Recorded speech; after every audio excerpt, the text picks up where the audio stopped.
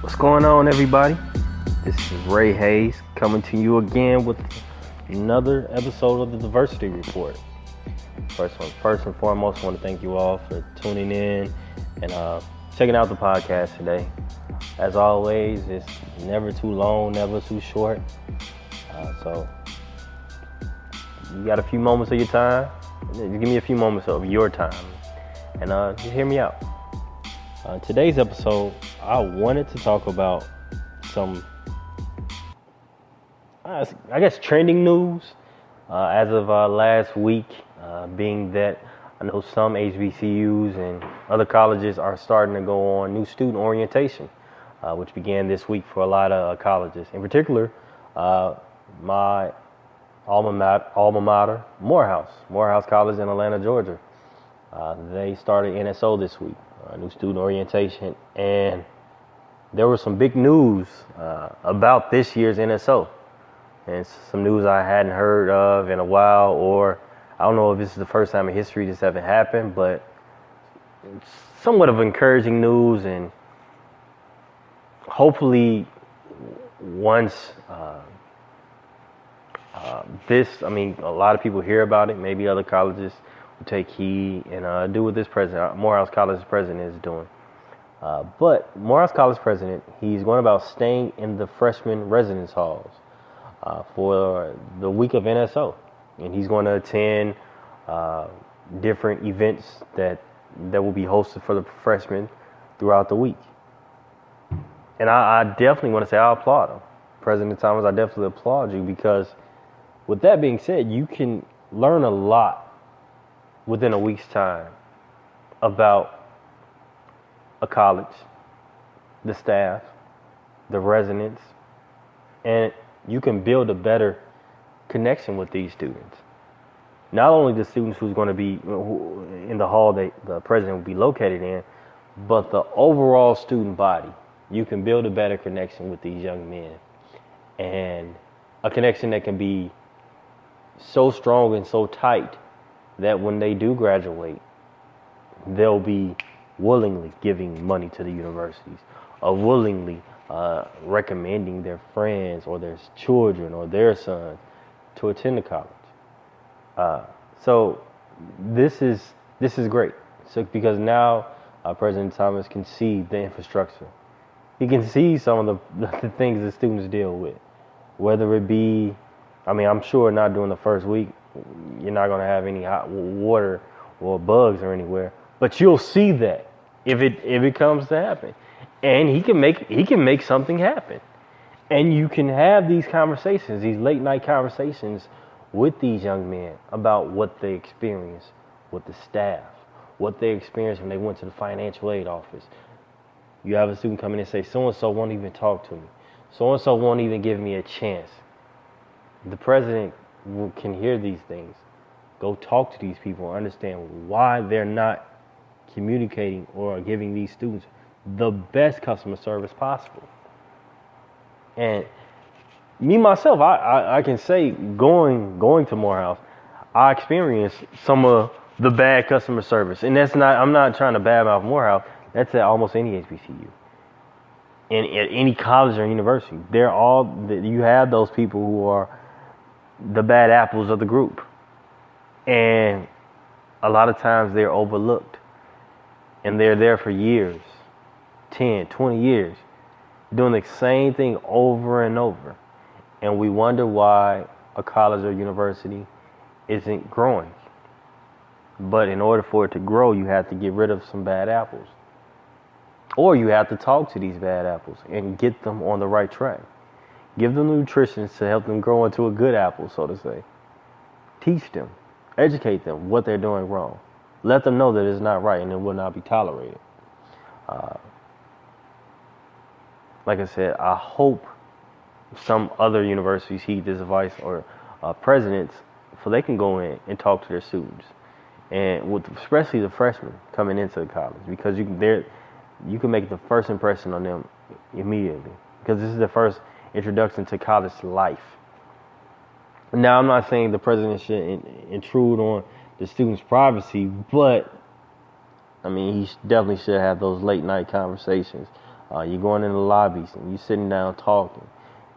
And with him going to the events, I think that will make a big difference too, because they can see what they're lacking, and that not just HBCU but other universities as well. They can, if they start going to these things, they can see what needs to be adjusted with their own eyes. So with that being said, I definitely applaud President Thomas. I definitely want to say thank you for taking upon this task, because you could be at your home, you could be with your family, but instead you're with these young men who are technically these are your new family. And I'll always say this until the day I die: Morehouse is the biggest fraternity in the United States of America. Better yet, Morehouse is the biggest fraternity in the world. The bond during that 4-year period is somewhat unbreakable. Like you say when you go online, when you're actually in the Greek fraternity, you're pledging. For those 4 years, you're pledging. You're pledging. You're getting your stripes. You're learning the ins and outs. You're going through the pain and suffering. But when you're done with that process, when you come out through the end of that tunnel, you have the privilege to say that you're a Morehouse man. Because when you first come in, you're green. You're just a man of Morehouse. But when you leave, you have that title. And no one can take away that title from you. No one. Me and Jamie, we built the bond at Morehouse. I hated the school at first. And it was just immaturity. But guys like Jamie and Brandon and other guys that were in the residence hall, they came to explain to me, make a difference. If you see something not happening that you want to happen on this college or on this campus, do it yourself. And granted, you can get that at a Howard. You can get that at a Hampton. But that Morehouse mystique is untouchable. It's untouchable. And it's a sight to see and be a part of. One thing that I've been seeing a lot lately, a lot of the rituals or the things we do when you're coming into Morehouse as a freshman have been broadcast on social media. And me personally, I hate that. I hate it because it's going into college, you didn't get that. You didn't know what was going to happen. And that was the excitement of it. You didn't know what was going to happen. You didn't know what was going on. You hadn't seen this before. You hadn't seen that. But now you have these young men coming into the college. Well, they're seeing everything that's going to happen during NSO week. On Facebook, on YouTube, or just on the World Wide Web. And that sucks. Now, if you back in the day, I heard it from people, word of mouth. But now to actually see it, in my personal opinion, it takes away that excitement from them, but it also takes away the mystique of NSO Week and of Morehouse College. But beside the point, once again, thank you, President Thomas. Now, I definitely hope other universities heed upon this message and do what he's doing. And another thing I wanted to talk about before I end the podcast is that college isn't for everyone. A few months ago, I'm not going to be a few months ago, probably at the beginning of the year, I was writing articles on suppliernews.com about how you have students and parents telling their kids, you have to go to college, you have to go to college, you have to go to college. College is not for everyone. There's tons of opportunities out there. You can start your own business. You can go into the trades. You can make the same amount of money or even more. The trade industry is seeking qualified individuals.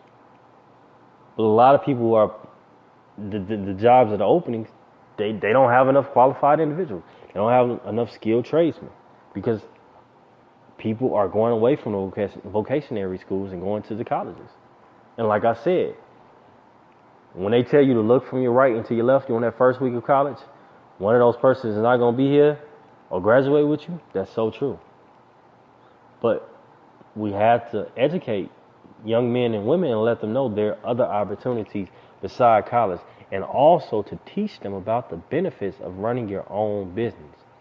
Small businesses in the United States are the backbone of our economy. They make this economy boom. And if you teach them that, hey, you can do this in high school or during that first year out of high school, and explain it to them, hey, there's a chance that you don't have to go to college and get up on this whole lot of debt because you may not have the grades, you may not be an athlete, you may not have the scholarships, but you can go to this trade college, this trade school. You can learn to be an electrician. You can learn to be a plumber, because we need these skills. We need these things in society. Plumbers make almost $40. I mean, they make more than $40 an hour in Chicago. And with overtime is double pay when you're working for the city of Chicago in the water department. Electricians make good money. But when you're going about pushing kids and say, hey, you have to go to college, we're doing a disjustice to them. And it needs to stop. I look at my niece and I see that the fact that, okay, she may not be going to a college, but she's making the best decision for herself. She doesn't want to take out all those loans. So, okay, I'm going to go to a community college for 2 years, and then I can go to a university of my choice. But during that time, that 2 years while I'm at community college, make sure I get the scholarships. For when it's time to go to a 4-year university, there's no excuse. I will not be able to say that I can't go because I don't have the money. But I have the grades. Now I have the scholarships. So, I mean, just the fact that we have to let kids know that is extremely important. Before I go, I wanted to let you all know that on a daily basis, me and my co-host, Jamie White, Coach Jamie is the co-host of the Diversity Report, we'll be releasing a podcast with the both of us probably next week. But if you go to our website, www.suppliernews.com, we have a ton of information about the latest news going on with the Small Business Association, all what's going on in the world of small businesses, diversity news, diversity in tech, diversity within Fortune 500 companies. We have information about veteran-owned businesses, how to set up your own veteran-owned businesses, tips, suggestions. We have all that on our website at www.suppliernews.com. Please check us out, leave us some comments, but most importantly,